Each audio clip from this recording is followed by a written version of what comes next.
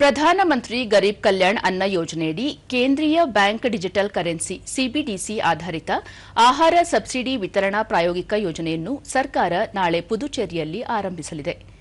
ಕೇಂದ್ರ ಗ್ರಾಹಕ ವ್ಯವಹಾರಗಳು, ಆಹಾರ ಮತ್ತು ಸಾರ್ವಜನಿಕ ವಿತರಣಾ ಸಚಿವ ಪ್ರಹ್ಲಾದ್ ಜೋಶಿ, ಪುದುಚೇರಿ ಲೆಫ್ಟಿನೆಂಟ್ ಗವರ್ನರ್ ಕೆ ಕೈಲಾಶ್ನಾಥನ್, ಮುಖ್ಯಮಂತ್ರಿ ಎನ್ ರಂಗಸ್ವಾಮಿ, ಕೇಂದ್ರ ಗ್ರಾಹಕ ವ್ಯವಹಾರಗಳ ರಾಜ್ಯ ಸಚಿವ ನಿಮುಬೆನ್ ಜಯಂತಿಭಾಯ್ ಬಂಭಾನಿಯಾ ಅವರ ಉಪಸ್ಥಿತಿಯಲ್ಲಿ ಪ್ರಾಯೋಗಿಕ ಯೋಜನೆ ಉದ್ಘಾಟನೆಗೊಳ್ಳಲಿದೆ.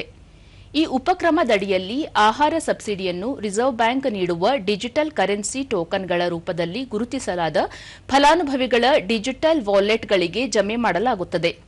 ಈ ಸಿಬಿಡಿಸಿ ಟೋಕನ್ಗಳನ್ನು ಅಧಿಕೃತ ವ್ಯಾಪಾರಿಗಳು ಮತ್ತು ನ್ಯಾಯಬೆಲೆ ಅಂಗಡಿಗಳಲ್ಲಿ ಅರ್ಹ ಆಹಾರ ಧಾನ್ಯಗಳನ್ನು ಖರೀದಿಸಲು ಮಾತ್ರ ಬಳಸಬಹುದಾಗಿದೆ.